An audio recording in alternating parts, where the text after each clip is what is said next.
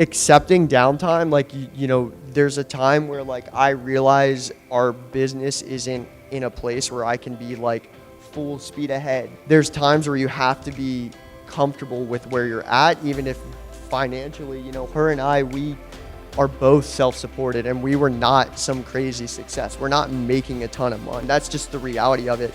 If you're gonna grow a true business, you have to put every single dollar that you grow back into that business. You just have to.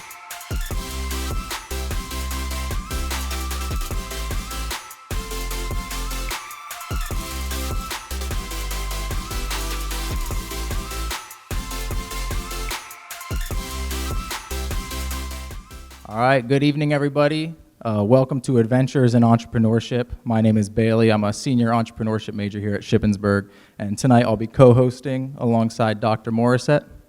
Joining us tonight, we have Jake and Jamie Sitler. They are both former SHIP students. Jamie graduated in 2012. Jake also in 2012 with his master's degrees, and since they have started two of their own companies. So tonight we're going to learn a little bit about how they got where they are today. Hello. You guys are a lively bunch for 6:30. See some great athletes here in the presence of greatness. A couple good cyclists, a couple good runners. This is also a very beautiful building. Jake and Jamie were both on the cross country and track teams here at SHIP, and that's how they met. Yes, we did not date in college, though. You did not dated date later. in college. It was like this tall until our senior year. Hit a growth spurt. That's funny. Jake did grow. Jake grew about 3 inches, and Yeah, I graduated high school at like 5'2". oh my. Yeah. Okay, well, let's get on to our discussion here. I guess let's level up and let's figure out what happened. You guys were both runners. You met, and then both of you, you graduated in 2011 with your entrepreneurship degree, and then you came back for your master's. Jamie graduated in 2012. Now, you sent me a videotape of the both of you walking through an airport in Australia with like 10 bags of bicycles. Tell me about your nomad life after graduation when you were a professional bike racer walking through airports in Australia. Yeah. So when we graduated, I had a running injury and was definitely not ready to join the real world. My family had run a small business for 87 years. We had a grocery store, so I grew up in a grocery store, and Dr. Morissette always said, family businesses are essentially the worst. Don't do that. So I said, okay, well. So I said, well, I started riding bikes and realized I was in the wrong sport and had an opportunity in 2015 to, I signed my first professional contract with an American team. And then by 2017, I had been racing in Europe full time and then going to training camps in Tasmania. I think we did one of the years. We were in Spain or Tasmania for training camps and when it was winter around here. And then, I did that for a few years.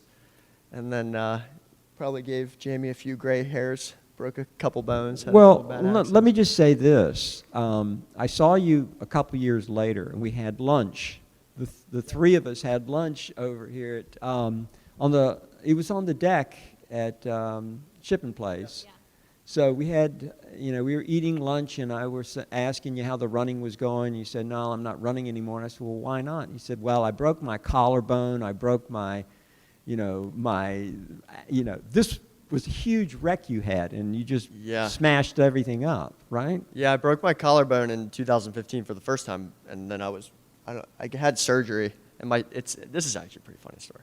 But I had surgery, and then I was racing within 2 weeks.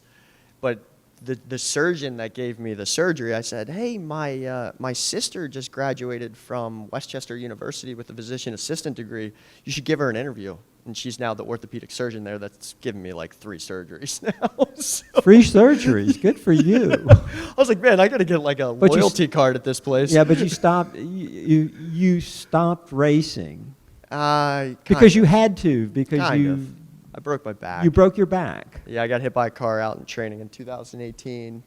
And a woman had ran a red light and hit me at 40 miles an hour. And that's what led us into the wonderful world of cannabis. Exactly. Yeah. So now that we've got caught up, now through this entire time, Jamie, you're being the noble, good partner that's saying, why in the hell are you doing this? I mean, I understood what he was like chasing, being an athlete. So it's like you can't. I mean, I guess when you're an athlete, you know what it feels like to compete at that high level and have success. So Yeah. it's kind of hard to not understand where he's coming from. Like, you don't want it to end. That's like, it's a hard thing to cope with. But he also had more to give, and unfortunate circumstances kind of sucks to end on that. I know. Yeah. Yeah. I wasn't going to say anything, but the whole time we were having lunch and he was talking about all of his injuries, I could see you over there going. I mean, he's not the easiest person to deal with. Who's had And we're going to injuries. get into that. We're going to get into his people managing skills. Yeah. Okay. So why Lancaster? Oh, Lancaster's a vibe. Has anyone been to Lancaster City? It's pretty cool, right? Yeah. Yeah. Lancaster's like the place you go and you're like, you travel and you see a lot of places, but then you come home and you're like, this place is great. It's got a lot to offer. They call it like the new Brooklyn or something like that. I'm going to tell you, Hipster paradise. I was looking at. No, I shouldn't say this.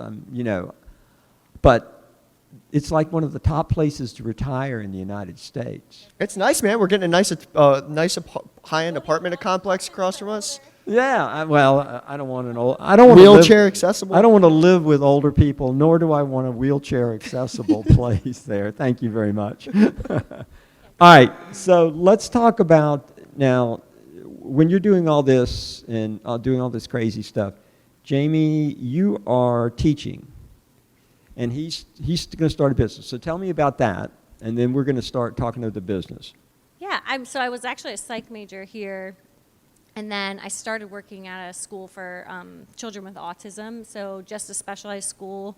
It's called the Vista School, so it's kind of the end of the line for behavioral disorders with children who have autism. It's like where you go if it's not working in a public school. And I worked my way up into teaching. I just kind of was good at it. I really liked the kids. So I was teaching for a while, and I guess to relate it to our business now, I had to sit in a lot of med meetings, and I had to sit in with their behavioral consultants, and we just talked about, how they were doing with their parents and with the doctor, and how the medication maybe affected some of their data and how they were doing within the classroom. And it was just, the side effects of all the medicine that they're on all the time was incredible to see. I had no idea until I was really in it. And that's when medical, marijuana, started becoming a thing. And it wasn't really in Pennsylvania, but a lot of our families were going out of the state and seeking help because the side effects from just the medications that they were on were really affecting the students, especially with weight gain and just mood. And we're always having to tweak something. And when I had teenagers, so you're going through a lot of changes in your teenage years. So yeah, that's kind of was my first exposure, first eye-opening experience with it. And Jake was still riding at the time and still racing. And then I was there when you had your accident and broke his back. And that's kind of when I started seeing a lot of the medical side, and my family's being I knew personally that maybe they were giving their child something, but they weren't willing to be as open about it with other staff or maybe the doctors because it just was so taboo at the time. So I couldn't take like accurate data or, give them really good feedback as to how their intervention maybe was helping with their child at the time and how they could maybe tweak it. And so that was really difficult. Like I felt like maybe if something was really working for them, I couldn't help them as much as I wanted to. So you decide to start a business after you Yeah. had your wreck and you had 5 years of frustration. So I guess that's as good a reason as any to start a business, right? Yeah, we did. It was a little more nuanced than that. We originally had worked through with another company when we were first starting to do it, that we had come into association with, and I was on the back end helping them grow their brand into major retailers. So I had worked with writing like Sheets' CBD program, and then ended up helping Rudders and all these large retailers, Circle K's throughout the country.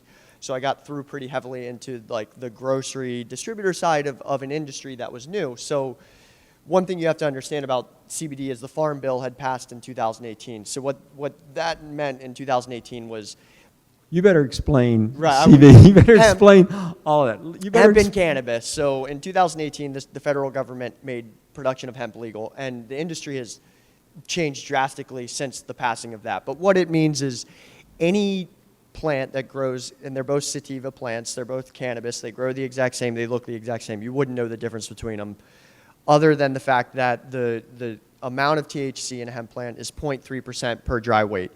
It was an arbitrary number that they came with. They originally were probably trying to do it for grain or for fiber production and as a sustainable plant, but when they passed this farm bill, it opened the floodgates. Essentially what the federal government did was legalize cannabis. But we'll get to that. But Yeah. by the passing of this farm bill in 2018, there was this opportunity where I don't know if you guys have ever taken Dr. Morissette's class, but a red ocean and a blue ocean. A red ocean is if you open a coffee shop. A blue ocean is if you go into an industry that's brand new. And I said, well, let's just mix them together and do a coffee shop that's a cannabis coffee shop. So I'm going to explain this whole thing. He opened a coffee shop. Yep. And the coffee shop is in Lancaster.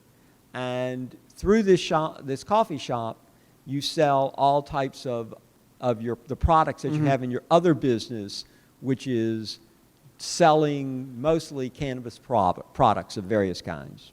Yeah, I mean, so the cafe generally kind of the way that it started was the cafe was the base of the business to start, and then, got people in the door. It got them drinking coffee. A lot of people, to destigmatize, they generally would probably not walk into an establishment that sells these type of products. Generally, it's a smoke shop, it's a CBD shop, or it's a dispensary. Now, in Pennsylvania, you need a medical license at this point to walk into a dispensary. And this is where I came to hemp licenses, kind of, I don't want to say operating in the gray area, but what we've essentially done is we've been able to make pretty high intoxicating cannabis products with hemp. And we have essentially become a dispensary by doing so and operating the laws of the federal government. So Bravo. it's pretty amazing, to be honest. So a lot of people in Pennsylvania's actually allowed Jamie and I to operate in this awesome space, because what's happened in those other states is recreational marijuana has passed really quickly. And what that's allowed is that's crushed the hemp movement. So when I got into hemp in 2018, I immediately started aligning myself with the Department of Agriculture and helping them understand brands and the opportunities that we have here. Once I started working with the major retailers and starting to understand the landscape of the industry, I realized that we probably had a little bit more we could push. And that's when we pivoted to intoxicating hemp products that actually are like dispensary grade edibles. So we quickly became probably the #1 cannabis brand in Central PA. Just from doing that, and it was way more accessible. So we Explain this pivot. I want to. I mean, Well, we're operating under like the 0.3% that's federally legal. So it has to be 0.3% per dry weight basis. Okay. So our biggest product is we sell gummies that are 5 milligrams THC and 50 CBD. So it's the 0.3% per dry weight basis of like a single gummy.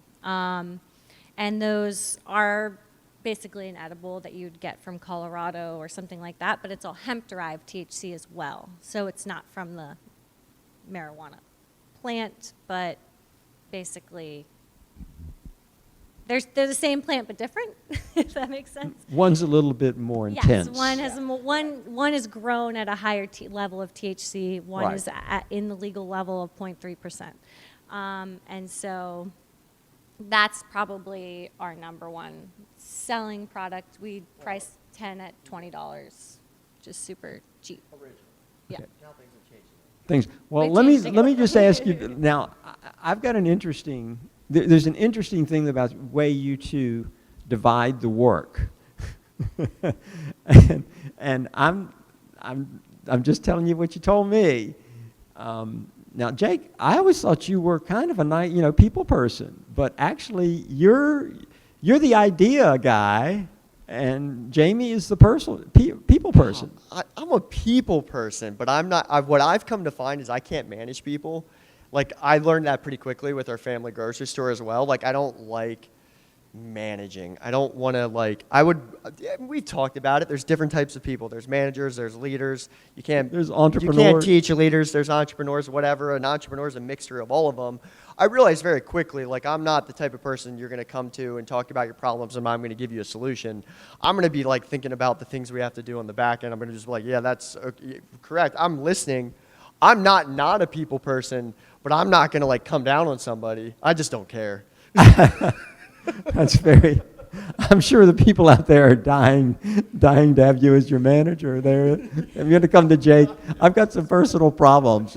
I don't want to talk about them. Well, even though, just like, I don't want to yell at people, and I just am not going to involve myself in it. It's like, whatever. All right, Jamie. Now you explain to me how you. He's like the charismatic, front-facing, quick ideas, which are good ideas. Yes. 30 ideas, though, and I'm like okay, let's pick 2, and I can figure out how we can make those 2 happen from the very beginning stages. And he's like the big picture. He'll see the end result, like, this is what this could be, which I'm maybe not the idea person, like, and I'm also not charismatic. Like, he can go out to vendors and he can, like, talk and be quick and just, you can he makes very good relations with anyone that we meet. I'm more reserved, quiet. You're making the trains run on time. Yeah, I'm making sure everything's running behind the scenes and doing, like, the day-to-day, like, managing And Jake our employees is coming up with 25 new businesses. Yeah, and I'm that like, you- okay, well, we can actually make maybe like 2 of these happen. So, like, let's try those first, and then we can revisit those, maybe 2 of those other ones later. All right. Well, Yeah. that's a good team. I like that team. Yeah, like he's everything that I can't do, and you're all like the financial end and stuff like that, and I'm just like, I'm gonna just keep making sure the lights are turning on, everyone's Well, happy. I'm going to tell a funny story. Let's go back a little bit. Jamie, you weren't involved in this. Maybe he told you about it. But Jake was one of the students that did a consulting gig for me. Remember that marine science So I love telling this story because we just got a house across from it. You did? My parents bought it. Today just told us they finalized on a beach house across from Wallet's Island. I was like, we wrote the business plan there. Okay, I'm going to explain all this to you. Yeah, we're not keeping you out of the conversation. When Jake was a student of mine in entrepreneurship, we had a consulting gig, and I let the students do the consulting. It was for the university, and the university owns a bunch of property down on Wallops Island in Virginia, and it's called the Marine Science Consortium, and they've put in all kinds of things. They put in all kinds of laboratories and facilities and all that stuff. The problem is nobody uses it. So they sunk about, what was it, $20 million? It was a lot. They sunk $20 million into this facility and nobody would go to it. And so Jake and I and the other two, I think there were 3 other students. Yeah, it was a couple of us. And we had to come up with ways of turning this business around, basically, right? Yeah. And so we came up with a bunch of ideas, and we thought we could make it run. And they refused to do any of them. And it closed. It's typical bureaucratic system. So anyway, that's one of our fond memories. Yeah. Actually, I love to bring that up, actually. Yeah. All right, let's move a little bit forward here.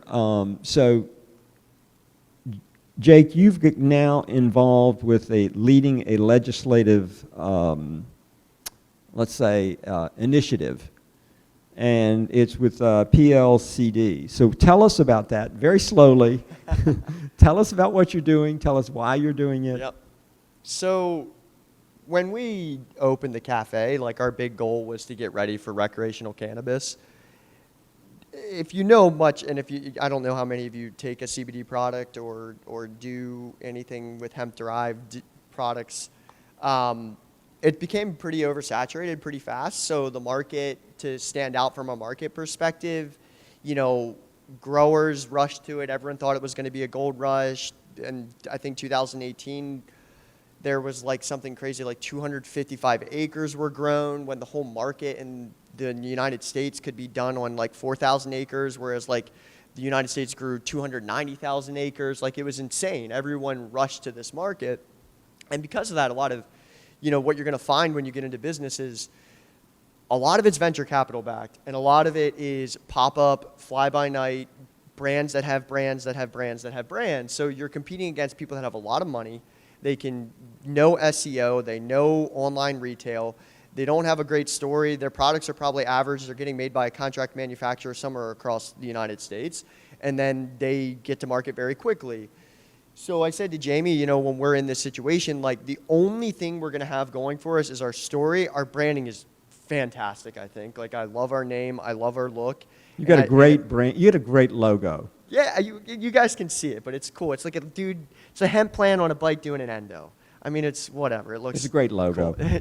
So we were like, all right, let's win our city and create a foundation, and then if PA goes rec, we can go after the recreational cannabis space. Since that's all happened, with the passing of everything, recreational cannabis has been a really hard industry. So a lot of people have lost a lot of money in cannabis. A lot of investors have lost a lot of money. It's traded on the Canadian Stock Exchange because it's not federally legal. They've lost a lot of money. Pharmaceutical fights for rights because CBD is approved in Epidiolex, which is a pharmaceutical drug. There's factors everywhere. Tobacco's fighting, blah, blah, blah. So we kept our head down and we were like, we grow indoors. We grow 7 strains indoors. I've been working the past few years and came up with essentially, we have a patent on a powder. So what I learned how to do was I learned how to turn cannabis oils into a powder. And I decided that I was going to go after and try to sell it to pharmaceutical companies. And originally, I was a bit unsuccessful doing that. And then I tried to sell it to large hemp growers, processors, and they wanted it, but we couldn't come up with a term. So I said, you know what? Why should I not just do this in my own product? So we came up with this powder, which is cool. And so we're now a brewery.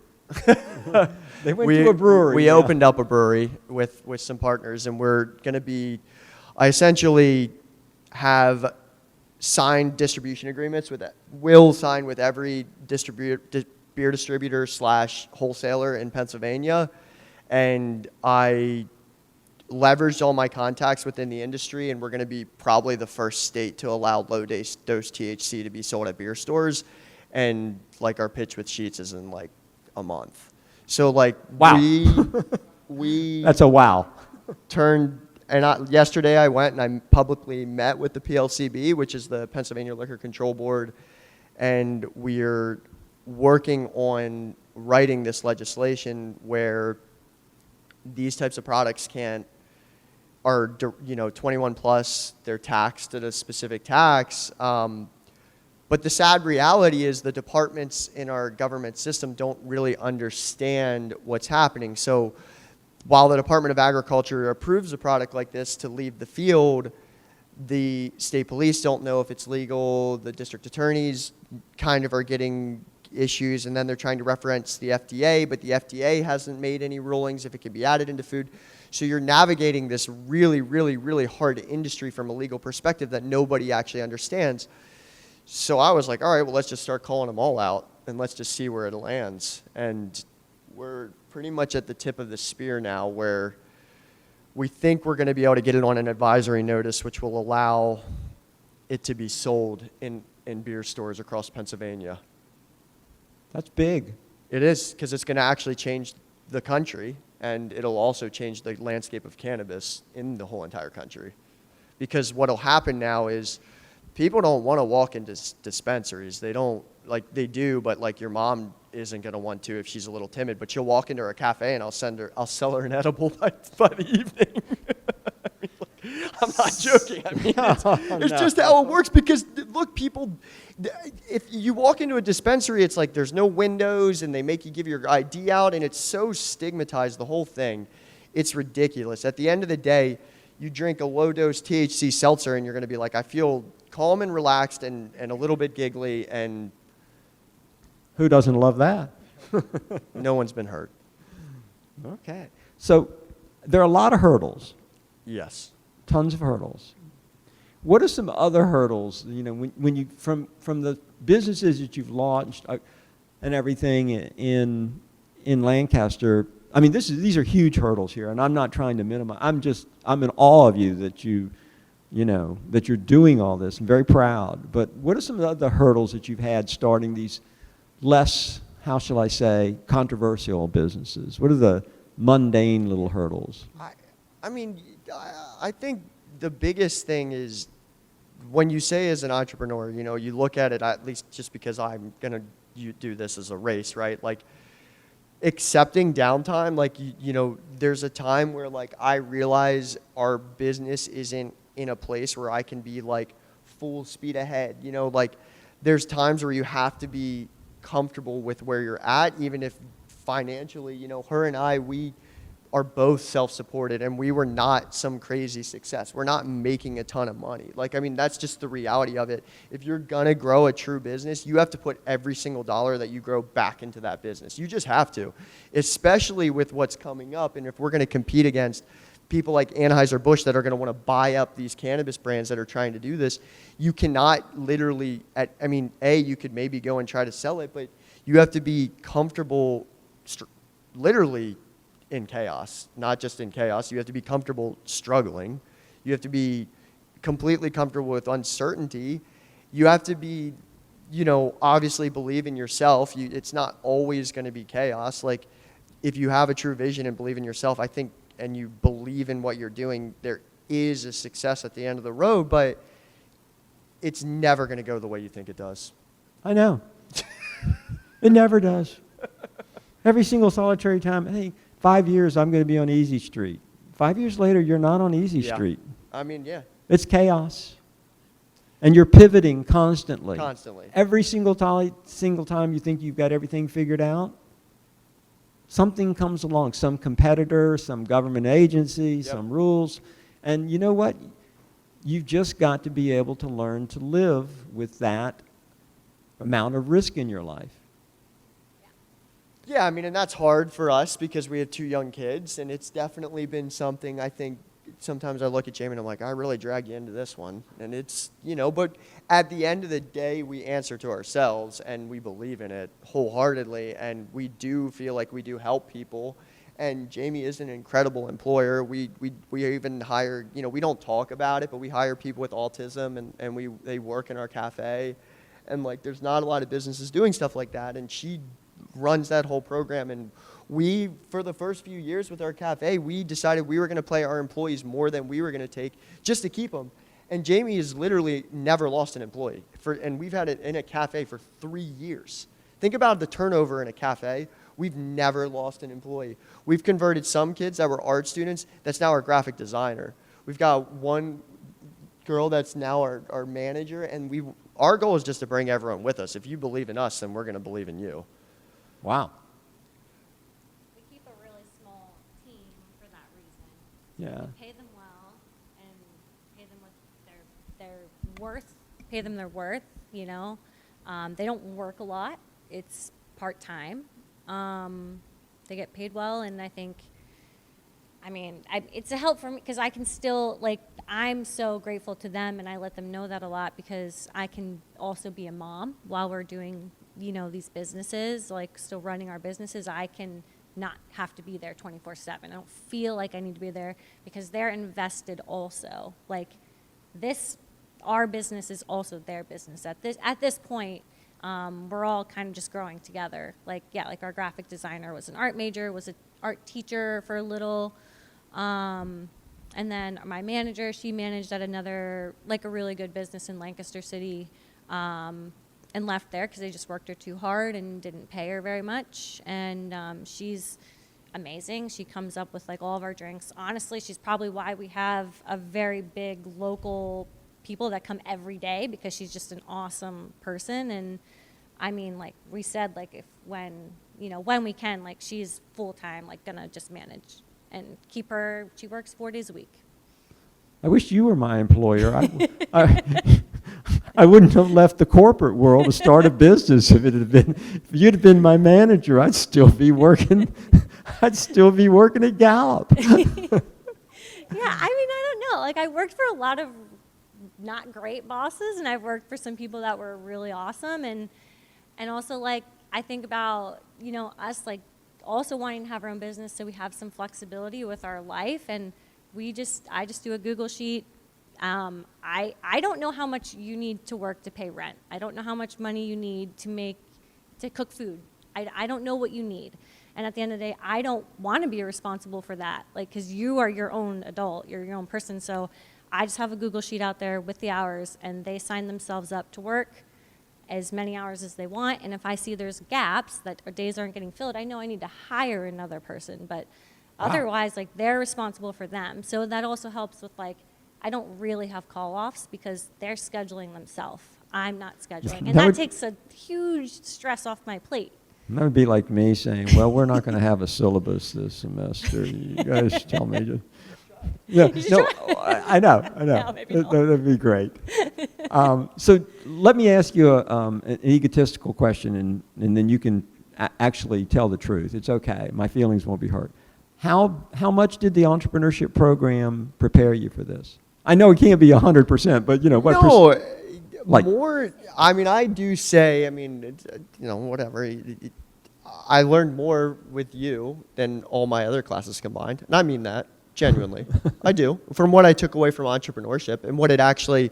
I would have been better off having just more of you than anything else. Nothing else has really served me. If I'm being honest. We had a good group. Do you keep up with the group? A couple people. I know you keep up with the runners and everything that you were teammates with, but do you keep up with the people that were in your cohort? A couple people are actually customers of our products that we went to master's class with. Yeah.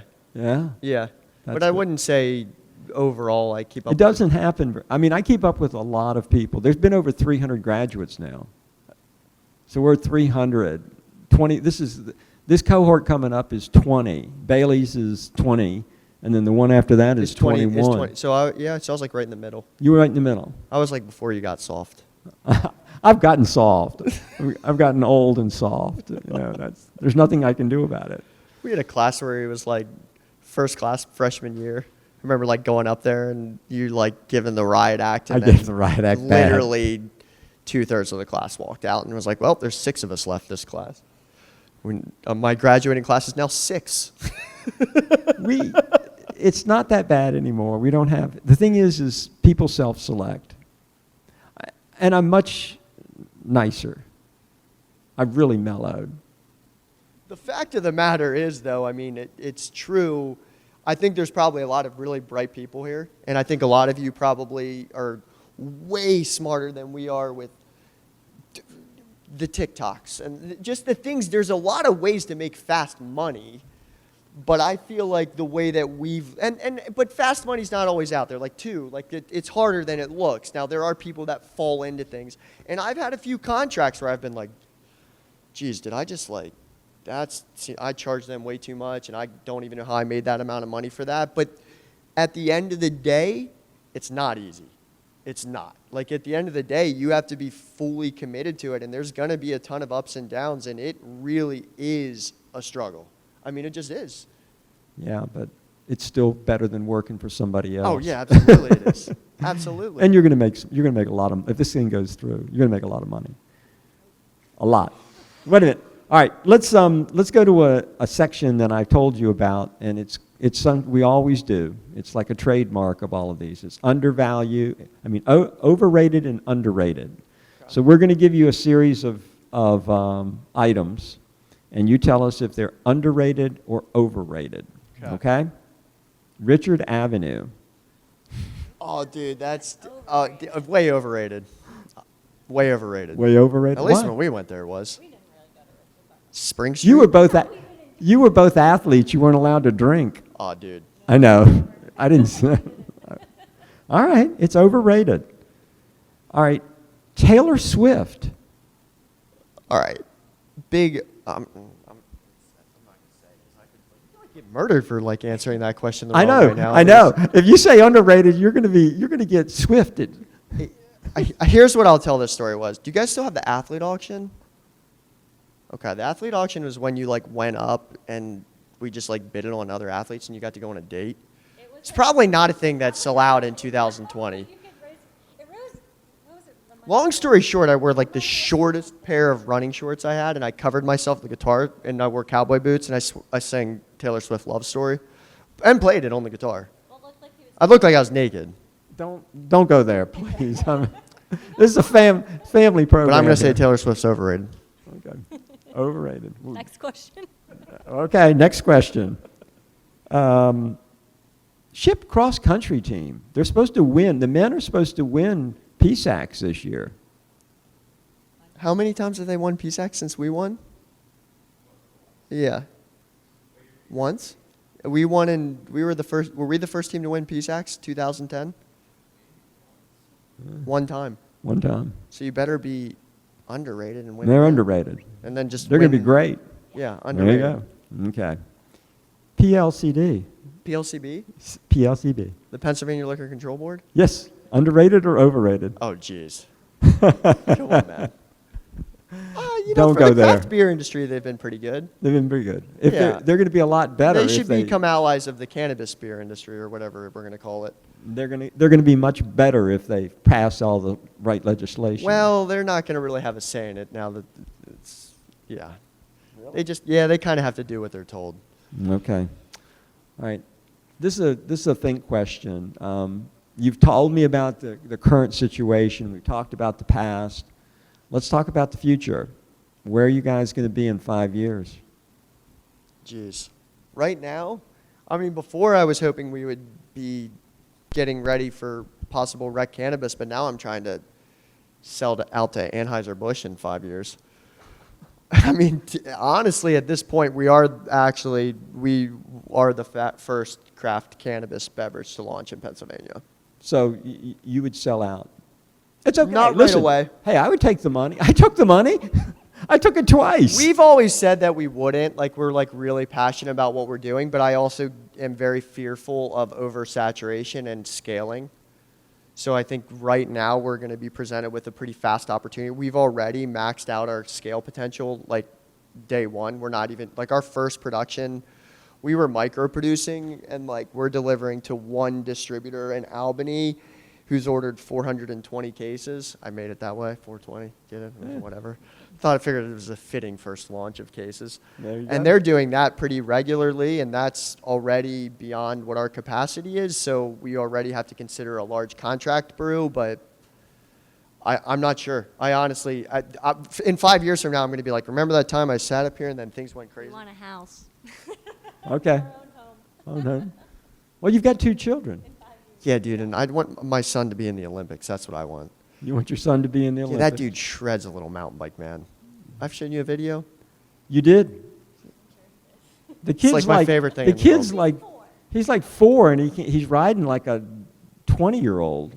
He's Good. He's a crit. Okay, more gray hair for Jamie. All right, I'm going to ask you one last question here, and then I'm going to turn it over to Bailey, and then Bailey's going to turn it over to the audience. So my last question is, what advice do you have? You've covered a lot of stuff, but what advice do you have for all these young entrepreneurs out here? What is it? Oh, I mean, there's so much taboo, not even taboo, but like cliche stuff that you could say. But I mean, if you really, at the end of the day, it's like school. The only person that gets you through every day is yourself. And obviously a good support system. I don't mean that you do need a good support system, but you've got to answer to yourself every night. And if you believe in what you're doing and truly go after it, it may not go the way you think, but I do believe that if you just keep trying, something's going to stick. Well, you were an amazing student. I mean, the first time I saw your talent was when we were doing that consulting gig. And you were like, Dr. Morissette, this is a piece of shit. And I'm like, yeah, but it's our client. I don't think I was that exceptional of a student compared to other people. I don't know. I think I was just passionate. I think the thing about it is attitude's worth 30 IQ points. I would agree with that. You know, attitude's worth 30 IQ points. It really is. All right. Yeah, so I know you guys have 2 of your own companies, right? Mm-hmm. But you're also involved with 2 others, is that correct? Did you want to briefly explain a little bit about the other 2 companies you're involved with? So we originally, during COVID, we had a cafe, and then we had this vacant space in the back, and we were like to these guys that wanted to open a bike shop, and we were like, hey, you guys want to open a bike shop in this little speakeasy we got? And they... Attached to ours, but like there's some separation, so it's not exactly. Yeah, like it's a shared-ish space. Yeah. Correct. And they launched this bike shop, and they did quite well. I mean, COVID was a perfect time to open an outdoor sports adventure, let me tell you that. They didn't have any problem selling bikes for about 2 or 3 years. And that actually, during that time, their branding was really strong, and they became a really, really popular bike shop. And they're called Hush Money Bikes, and it's Ben Franklin doing a Hush Money. It's pretty good.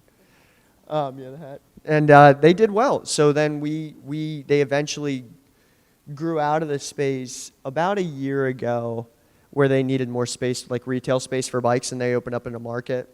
So we didn't even really put feelers out there. People started to approach us, and the one that everyone landed on was an Italian import of Italian wine, where you come under a PLCB license. And here I am talking about the PLCB. But you come under a PLCB license, and so they opened an Italian winery. And it's all imported from microfarms in Italy. So no nitrates, like all natural. And the price point's going to be really competitive. So we floated them some rent and became partners in that. And then we're going to open up a distribution company with that as well. So we'll be able to like do a package with maybe our brand, but also like their Italian imports, which are actually starting to grow in pretty high demand, where you could like sell one of these microfarms to say like one of the big online wine retailers, and then they'll want to carry those as a wine, and then you are their sole distributor, so then they have to buy it through you. So we're doing that. That's great, yeah, that's awesome. So I don't know if anybody in the crowd has any questions, but if you do, you can just raise your hand. We'll get a microphone to you. You'll be able to ask them any questions you may have. Anybody got any questions? No questions?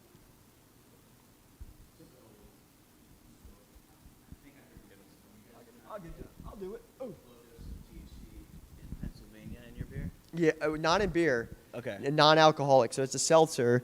So it has 4 milligrams of THC. Probably the cap will end up being about 5 milligrams of THC. So how's that work like legally with the laws in Pennsylvania so far? So, yeah, right. So from a federal perspective, hemp derived, 0.3% THC. And now what the hemp industry has done is, in the hemp plant, there's like 100 cannabinoids. So what it's offered is, a lot of industries have gone to being almost like pharmaceutical companies where we've isolated all these cannabinoids. So you can isolate CBD, you can isolate CBG, you can isolate CBN, you can and THC, and all these cannabinoids have medicinal properties. And it's a big gray area where when they're in transit at an extract level, they're not in final form. So we're able to get them into a final form product, and as long as at dry weight basis, it's not 0.3% THC, it's a federally legal product. So we're able to sell intoxicating beverages with that level of THC just because it's derived from hemp. That's cool. Awesome. Last question. You guys marketing on TikTok? Dude, we tried to start a TikTok, and I just actually... You're missing out. I don't think we're allowed. It's Yeah, something with the it's CBD probably and hard. THC. I think we did start one at one point that the girls helped me with, and I think we got like kicked off really quickly. Yeah, I think if you could do it, you'd have to be really like vague about Yeah, you definitely... in general. Facebook and Instagram are like that too. Like you just really can't be pushing that it's THC, but you can like definitely for these type of beverages, people are more and more, but it's just like a link to their page. So, like, obviously you guys have talked about the up and downs you've had, but, like, how do you push through those moments of where you're just sitting there, like, it's dark and you're like, man, like, I don't know if we can get through this. Like, Cool. what does it take to push through that? I like to tell myself it's always been worse. And I generally tend to find it's always been worse more often than I should. That's a good question. I mean, honestly, she's pretty awesome, so I got a good support. And our kids, man, you just... I think we focus on the stuff that is positive at the time, but I mean, we do lean on each other, like in our support systems a lot. We're really fortunate that our parents are super supportive, like both very involved. We wouldn't be able to be doing what we're doing if they weren't. They help with the kids a lot, and I mean, all of our moms both still work full time, but they give every second they can to us. And I think, like Jake said, it seems like there's always something maybe worse. But I think, I personally think from being athletes a little bit too, like, I don't know, we're just like not people who give up. Like we just don't have it in us. Like we don't give in. Like you especially, I mean, it's more apparent for you, I think, that we don't give up. Like Jake drowned himself in the Higas Fieldhouse pool. I think he's like probably the only person who's ever drowned here. So just to win like a hold your breath competition, like he just actually held his breath too long. Like he drowned himself. We thought he was like kidding, and then he sunk to the bottom of the pool and we had to save him. So that was pretty. Dude, the girl that was going to give me CPR, I had a crush on. I was like, it was going to be like Sandlot for sure. Yeah, she was like so close to giving him CPR. He's on the ground, and yeah, you just missed your And opportunity. then Jamie called 911. I was like, she loves me. Any other questions? So you guys said this product's like the first like legal this type of product in PA. So obviously you have a special process that you go through. Is this something that you patent or something that you like, keep secret, or is this something that like people Yeah. know about and are going to start like going on it soon? No, there's like 3 venture capital brands right now, so they do this like emulsion technology. So people have generally figured out how to get into water. It's called, whether it's a water soluble product or whatever.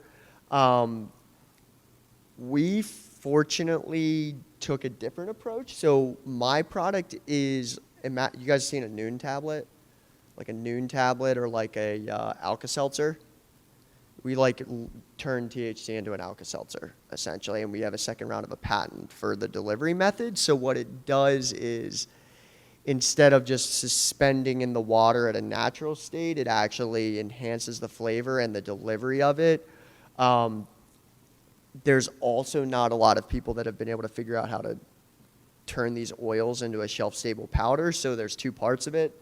So we are definitely going to push that very hard as a competitive advantage and calling out all the other brands that they don't have it because it's the only thing we have. We don't have money. We just have a really good tasting product and the technology, and we're first to market. So I've considered selling, or not selling, but essentially allowing this powder to go into other brands, into bigger brands, which is definitely a play in its own, but I definitely would prefer to make a run at it ourselves and really see what type of market share we can take first.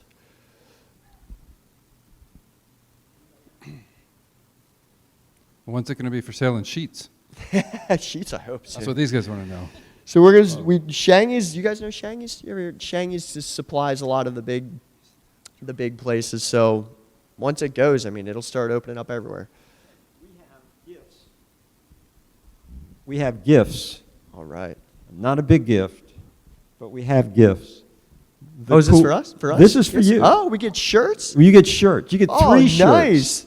You get the cool entrepreneurship T-shirt. Everybody wants them. Look. Entrepreneur. No, I can spell it. I own the. You want It is really hard to spell. You Like, I want don't even these know if I know how to spell T-shirts. it. You become part of us. There you go. All right. Here you go. I've got one. So who's ready to get into cannabis? Who's waiting? Come on, you guys. This is what you guys can. You guys want to do it? You want to go ahead and plug the name of your company, where it's located one more time? Yeah, so we're Endo. We're in downtown Lancaster. If you're 21 plus, we'll be opening up with a space called Little Mutants. That's the brewery, and then we're Endo Productions. We'll be making the beverages there, and then the Vine Bars, our winery in the back. Yeah. Free coffee if you come visit. Yeah, we got a cards and some stickers. If you're 21 years old, you can take a drink. Definitely. I'm sure plenty of people will want to come grab those before they're gone. I want one though.